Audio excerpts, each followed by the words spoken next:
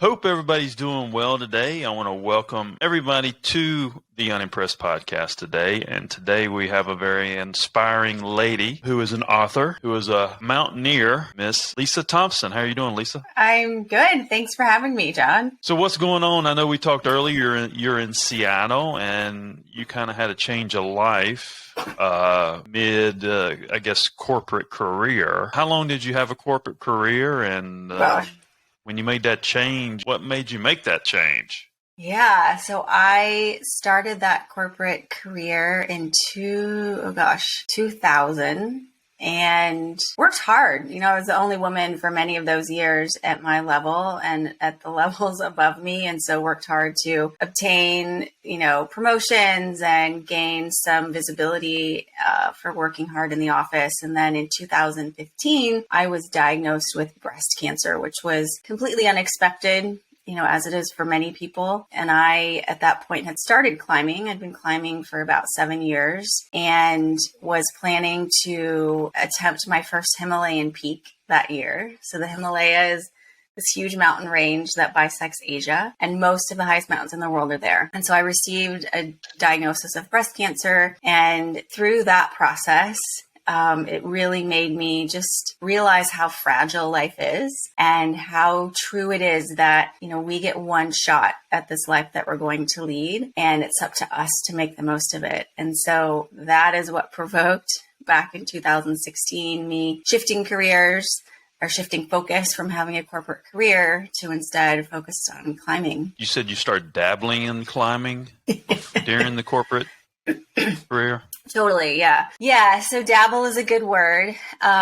As I said, there were not a lot of women. I worked for a medical device company, not a lot of women there at that point in time. And the men, my peers, would regularly go climbing. I lived in Seattle, where climbing is really just a part of the culture here. It's, we're fortunate to be surrounded by multiple mountain ranges. And so the guys in the office would go climbing frequently. And I so badly wanted them to see me as capable and to be considered a part of their group. And though, I could have done the easy thing, which I lacked the courage to do back then, which would have been say like, hey, sounds like you had a great time this weekend. How about if I come with you? Climbing sounds like fun, something I'd like to learn. So I didn't ask, they didn't ask. And instead I just got frustrated about the whole situation and just decided I'd go climbing on my own, which when I look back was a, completely naive thing to do. But in the end, it worked out. The first time you went by yourself? Well, the first time I went, I climbed something,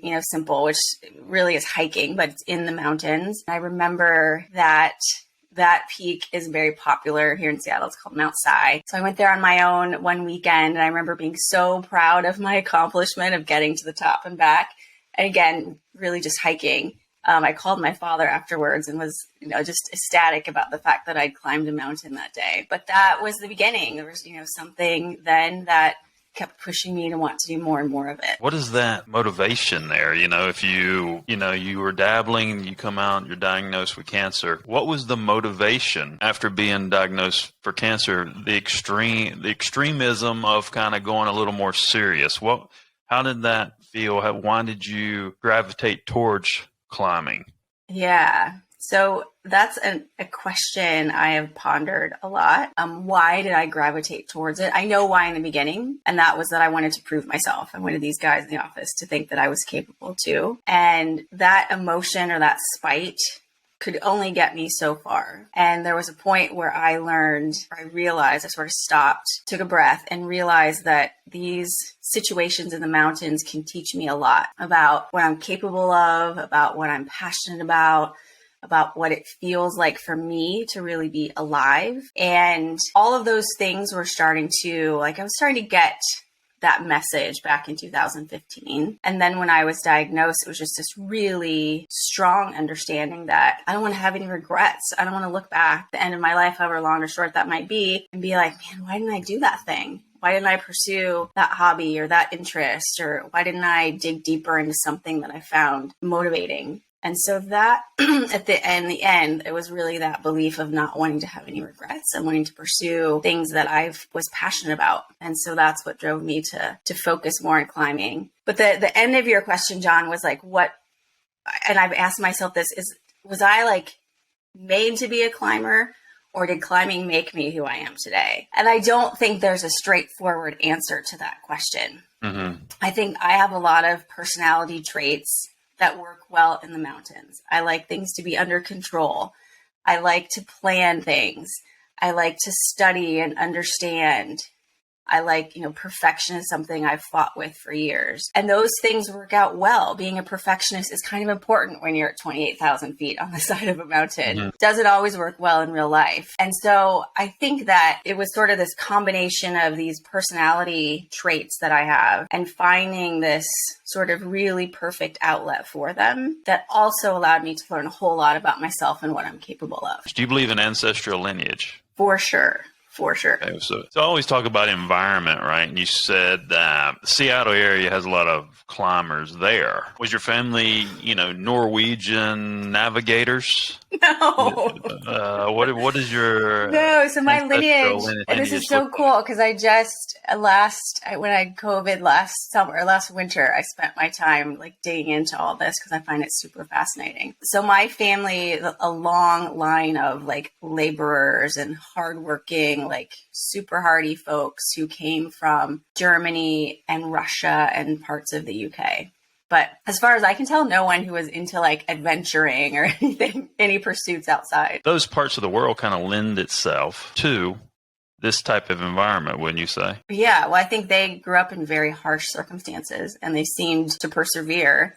And so I think that part of my lineage, I think, definitely makes sense to me. Because I just try to figure out people and what they're attracted to. So if you're attracted to an area, has that type of feel environment, because I think tone and law of attraction, tone's attracted to each other's tone, right? So I find that very interesting that your family's from those parts of the world and you obviously picked up on this very easily, hence going back to my question, why would you gravitate towards climbing compared to, snowboarding or water skiing, something like that. So when you look at a mountain, what are you learning? If you break that experience down, what are you learning at each mountain you go to try to climb? Yeah, and it's always something different. And today I coach mountaineers and I always encourage them to ask this question. So when I look at a new mountain, I instantly get this just sense and desire and excitement to want to be up there. It looks like a puzzle to me. Like, I'll try to figure out what the optimal route could be or might be. And I get super excited about putting the pieces of that puzzle together. And those pieces don't just include the route or how to get up the mountain, but also include like, what skills do I need to have in order to be safe on that mountain? What's the delta in those skills between where I am today and where I need to be? And how can I bridge that gap in order to be successful? I think those are like, and then there's other things like weather and hazards like avalanche or rockfall. Like, are those things I need to be aware of and thinking about when I'm in the mountains? What do I think the temperatures are going to be? Is it going to be windy? How do I need to dress? What kind of food do I need to bring with me? So all of those things to me are like this big puzzle for me and my team to figure out when I'm climbing. But then there's this sort of deeper thing of what do you learn in that situation? And that's, as I said, once all that sort of spite wore off in my, early days in climbing, I started to realize that these environments, these mountain places that I love really have a lot to teach me. There was a moment on Mount Everest as I was going to the summit, this is in 2016, where I had studied the route meticulously. I expected this particular part of the climb to be pretty straightforward. We were at about 25,000 feet and I'm climbing along, which is really, at that point, it's sort of walking. And it was so hard. It was exhausting. And I remember sort of just I stopped moving and I watched someone's glove just tumble down the ice and fall away. And I realized something was wrong with me and I needed to figure out very quickly what that was. And it turns out that I had run out of oxygen. My tank, though it should have been fine, was empty. And so I had a choice to make. I have a few options.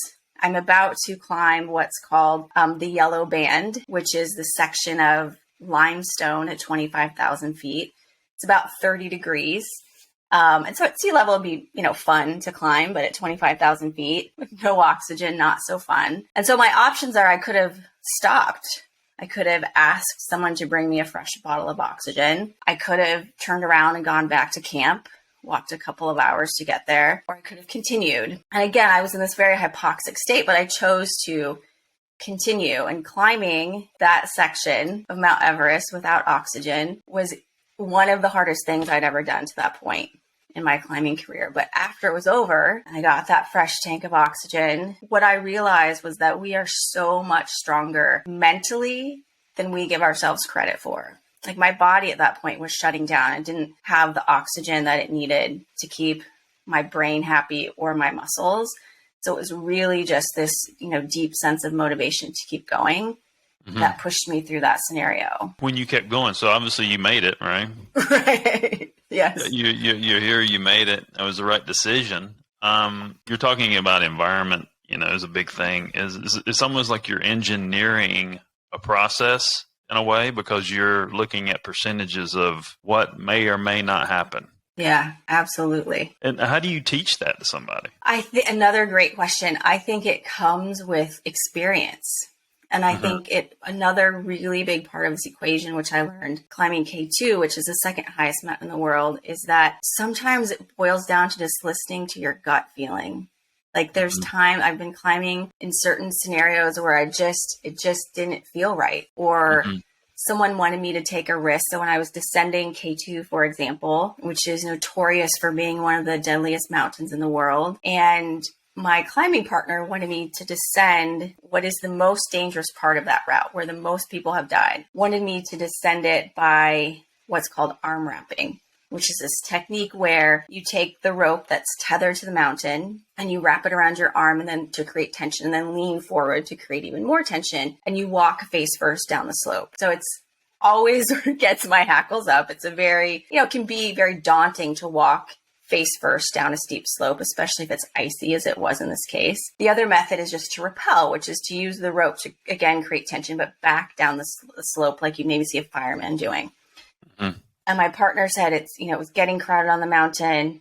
You need to arm wrap. And this is someone who I've climbed with and hugely respect for a decade. And there was just something about descending that way that didn't feel secure enough for me. It didn't feel right in that scenario. It would have been faster for sure, but it didn't feel right to me that day. And so I said no, and I repelled. And so to answer your question, it took 10 years of climbing, of being in different scenarios and different situations, to listen to that voice inside of me that knew I needed to make a different choice that was right for me. The only way to learn that, I think, is to be in those scenarios in a safe environment, right? With people who are more experienced than you, who you trust, to help you start to learn and build that voice. And I think that's what honestly can save us in the mountains. Life is experience, right? So when you fixate those positions, obviously the more experience, the more information you have to make those decisions, right? How do you bottle that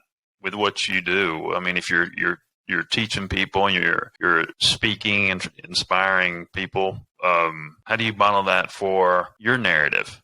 Yeah, fantastic question. I think what I can do, and what I feel, I'm fortunate to have safely climbed many mountains. I will continue to climb, but I have no desire to take the risks that I took even 5 years ago. But what does feel important to me now is to share that in some way. And I think, I get to do that every day by coaching athletes, but also by, as you said, speaking and sharing my process, sharing what I learned and mistakes that I made too. I think it's so important that we as individuals take the time to look back when something didn't go smoothly, and to assess honestly what happened, and then to share that with other people so they hopefully don't find themselves in the same situation. But bottling it, I don't know if I really think in the case of climbing that it's important to get out there and just try it. Mountaineering has gotten so much more popular in the past 5 years. And I was talking to the owner of a guide company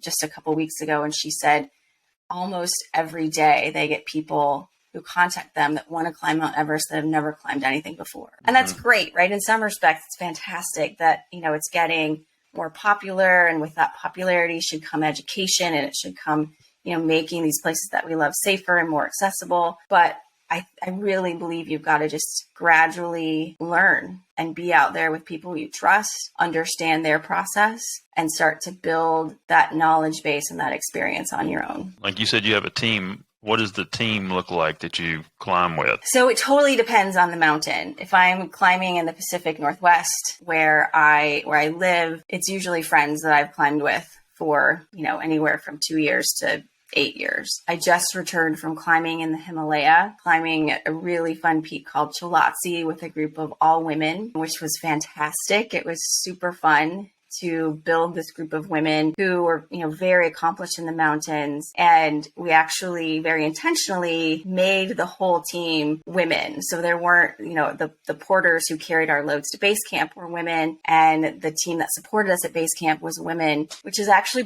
very rare to see in the Himalaya. And so in that case, I knew 3 of the women I had climbed with before or knew, but everyone else I didn't.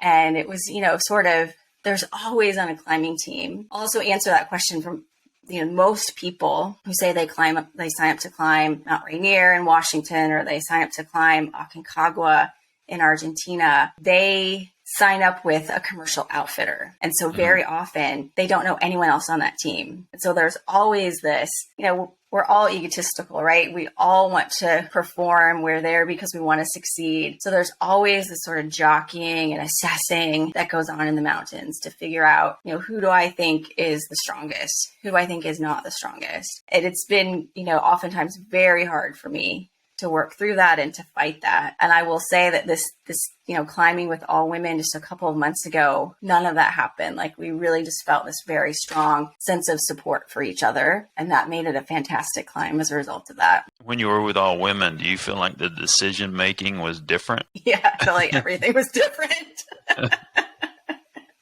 I don't think men and women are supposed to like each other anyway, but there's times when I felt that way too. Yeah, right. Yeah, what does that look like? I mean, if the decisions seem different to you. Yeah. So we had all, there were 4 climbers, 2 from the US, 2 from Nepal, and then the support team that I mentioned. And we had all climbed Mount Everest. We were all very accomplished. The women from Nepal were rock stars, in that culture because they've accomplished so much in the mountains as women. And we all have been through this scenario of not feeling like we are good enough, right? Of showing up to climb something and getting the vibe, or even creating the vibe. I've often created this on my own, that I'm not worth being here. Like, I don't have the same level of experience. I don't have the same skill as everyone else. And so, therefore, I'm not sure I can do this.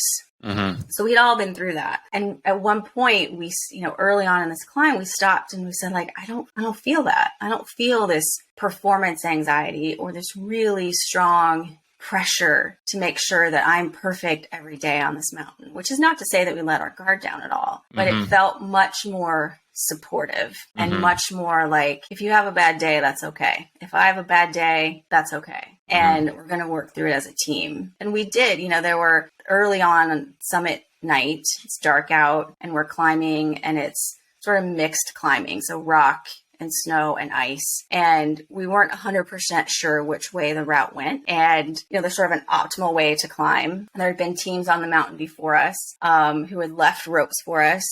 And we weren't 100% sure the right way to go. And we stopped and, 2 of us felt one way, the other one felt another way. And we just worked through it in a very supportive, transparent way. And I, didn't feel a lot of ego in those moments where we had to decide something as a team. And it's not to say that couldn't happen on a team of men and women, but it was a very refreshing feeling to work through and to climb with all women just a couple months ago. Narratives in society have kind of set mental positions, right? Because I think you understand that your mind is a very, very powerful thing. Mm-hmm. And instead of looking at, I don't know, I've been trying to figure out this way. How do you get people to lead by example and not worry about positions that have been created? Does that make sense? You know, because I think we're in this space where things becoming linear is muddled. Mm-hmm. Right. But if you took like a focus group of these females climbing a mountain and you see 3 top attributes come out of that, right? That show an example of strength. And then you go do the same thing with guys and you find 3 examples of strength there and take both those positions by leading by example, right? Mm-hmm. And then looking at strengths on both sides instead of kind of going with the traditional cliche thought process that almost limits yourself. Totally. I'm big into, I don't know, I'm writing this book about unconscious bias, right? And you mentioned, I think unconscious bias it's an error, it's an error in our brains. And the error comes from emotion, right? So you said ego. Ego is somewhat of an emotion. So if you take emotion out of that equation, I think you can find those leading by examples much easier. So true. But we are egoic people. We're egoic beings. And we, most of us, have a very hard time putting that ego to the side and making decisions without it. What do women look to you for? Like if someone's out there and they find a lot of interest in you and your story, what are some of the things you hear? Some of the things that I hear, and this has happened with early reviews of my book, Finding Elevation, are that we should be able to define what our own boundaries are. We shouldn't let other people determine what we're capable of or not capable of. And I think that's true. And it makes me so happy to get that feedback from early readers. And I think that's true. It doesn't matter if your goal is to climb a mountain, your goal is to have your first child or buy a house. I think we often, and this again is where ego comes into this, right? We are told, or we maybe tell ourselves that goal is too big for us. I shouldn't be a vice president, or it's not possible for me because I don't see anyone who looks like me that's done that before. And I think we can very easily let those narratives just run, right? And really define what we're capable of. And so often I think those things are put on us by roles or culture or parents or whatever. And one of the things that I've learned, and that, it makes me happy to hear other people sort of mirror this back, is that I get to define what I'm capable of. And I struggle with that sometimes. Like I struggle with still believing that I'm, can continue to grow my business, but I'm going to make that choice and I'm not going to let anyone else make that choice or do that for me. I'll ask you this question. How much negative persuasion compared to positive persuasion what's the percentage split of that? On a climbing team or in general? Just in general. You know what I'm saying? Because I think we perpetuate more negativity than we do positivity. So I think if you were 60-40 or 70-30 negative, wonder if you went the other way. Absolutely. What are you capable of? Yes. Or if you just stopped, that when I'm climbing, if something gets really hard, I will just start repeating the words, I am strong. In my, every time I move a foot or a hand, I will say part of that phrase, because it's amazing what can happen when you shut down the negative part of that narrative. It's also amazing what can happen when you let it run wild and it goes unchecked. And there's, that percentage becomes 90-10 maybe. And you really have lost the belief that you're worthy or that you're capable. And so it is not easy to do, but it's a very interesting question that you pose of what happens if you flipped it, if it was 60-40 and you made it 40-60. Yeah, because why don't we go to the darkest position instead of the most positive position? Right. Right. And I try to do my own podcast a little different. I try to interview people from the foundation up, right? And if you do that, you can find different parts of people's lives that are very, very similar. And it's all about that focus, where you put that focus and where the energy goes. And I think if people understand that more from someone like you, I mean, that's only can help society, right? If you're a reader, what kind of reader is going to want to read your book? Good, hopefully lots of them. So I think it will. So at its heart, Finding Elevation is a climbing memoir, right? It's about my journey climbing mountains through the course of about 10 years of my life. So if readers are interested in what it's like to be on a high altitude mountaineering team, they will find it interesting. If they're curious about, what is it like to climb K2, they will find it interesting. But I think and hope that where Finding Elevation is different than other climbing memoirs, particularly those written by men, is that it's also a very deep dive into the emotional side of climbing those mountains and the emotional growth that occurs when you start climbing sort of under those circumstances that I described, where I was doing it out of spite. And you realize that these mountains and wild places have a whole lot to teach us. And then that's threatened to be taken away from you. And so it's really a very personal look into me learning what I was capable of, and me finding my voice, not just as a climber, but also as a woman. I love one early review said that it's a story that goes from self-doubt to self-discovery, which if I had to bottle it up into one sentence, that's what I would use. Self-discovery.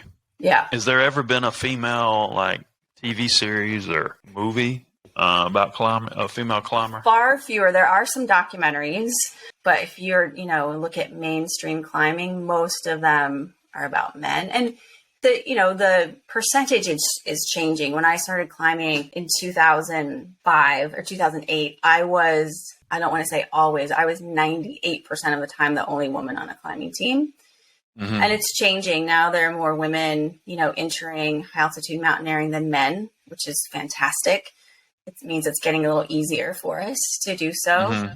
But still, if you were to search Netflix now for mountaineering documentaries, I think you'd be hard pressed to find one that focused on a woman. When you started, what was the percentage of females climbing when you started?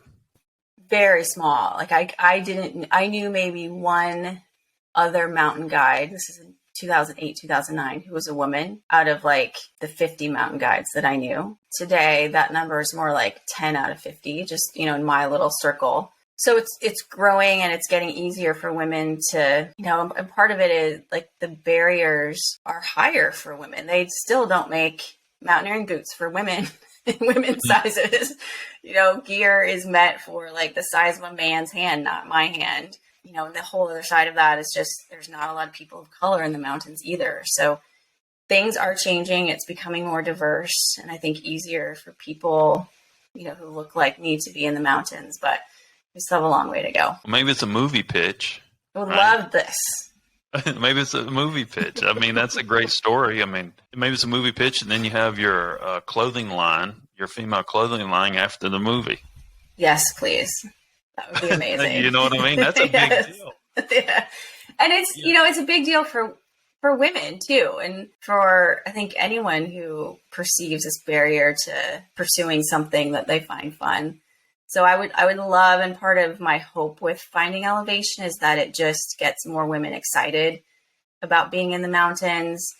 I would love it if that became more mainstream and, took the form of something like a documentary. I would love it if gear companies, there's this sort of phrase like shrink it and pink it. Like that's how women's mountaineering gear is still largely today. Like it's just a tinier version of a man's size and we can do a lot better. Well, if you're listening out there, if you're trying to get into this business, remember there's no female gear. And maybe this is something that Lisa's going to solve the problem for. I would love it. And the last question would be like, if a female's trying to get into mountain climbing, you said there's barriers. What would be a process if someone hasn't ever climbed before? Yeah. So now there are great women-focused groups around the country that focus, like She Rocks is one of them. Chicks with Picks is another one of them that are focused on women learning how to climb and women being in the mountains. I've learned a lot from men. I don't want to diminish any of that, but I'm very passionate now about getting more women climbing and in the mountains. So if I were curious, reach out to me. I'm happy to point you in the right direction or help where I can. And I would look for a group where I lived that was focused on women or that was very open to, improving diversity in the mountains and find mentors there, people that you relate to that are really stoked to teach. That you can start to get out with and learn and build your confidence with. And then, and we spoke earlier about your family. Now, is your mom and dad, are they in the Seattle area? Where's other parts of your family? So I grew up in central Illinois, where the highest elevation is 120 feet. Okay. And my family is all still there. all of them, except one aunt and uncle who live near me in Washington. Next few years for Lisa, I mean, what's the next goal? Yeah, so I want to continue supporting these all women's climbs, probably in the Himalaya, with some sort of philanthropic aspect to them. This last climb in the Himalaya, we raised money for women's education. So that was super important. And I'm hoping to repeat that in the US, in the Pacific Northwest this coming summer, and then in Ecuador early next year. So that's something I'm super excited about. And I just want to continue growing my business, Alpine Athletics, too. I'll keep climbing, obviously, but what brings me the biggest joy now is just to help other people reach their goals in the mountains. Name of the book again? Finding Elevation, Fear and Courage on the World's Most Dangerous Mountain. If somebody wants to find anything, Lisa Thompson, where do we find that? Yep. So you can head to Instagram. My handle there is Lisa Climbs. And Lisa Climbs is also the URL of my website. And then my company is alpineathletics.net. Well, I think you have a very niche narrative that has a lot of room to grow. Thank you. Maybe in 5 years, I'll look back and say, I spoke to her about that. Now she's the pioneer for female mountain climbers. I'll give you all the credit. We talked about some good things. And, someone, if they want to find out about mountain climbing for females, they could listen to this now, or they could listen to this in 5-10 years. So I think we got some good evergreen content that could teach somebody some stuff. And I appreciate you coming on the show. That was definitely a different world and interesting. Well, you ask great questions. I like it when people ask questions that, dig. Your questions dug a lot deeper. It's fun for me to have that kind of a conversation as opposed to just talking about how you started climbing and what it's like to climb Everest and that stuff. Yeah, I want to make you think a little bit. You know what I mean? Appreciate it. Yeah, because that's a big deal, and I think it helps people understand things a little more as well. Mm-hmm. Because I don't think people really don't connect themselves to what they do like they should. And I think the more that we can convey those processes, the better people can get in whatever they're doing. Yeah, that is a really strong message. I agree with you. All right, I appreciate it. This has been author, mountaineer extraordinaire, Lisa Thompson. Look for her new book. My name is John Edmonds Cosma. I'm the CEO of Bang Productions. Thank you, Lisa. Thanks, John. See you later.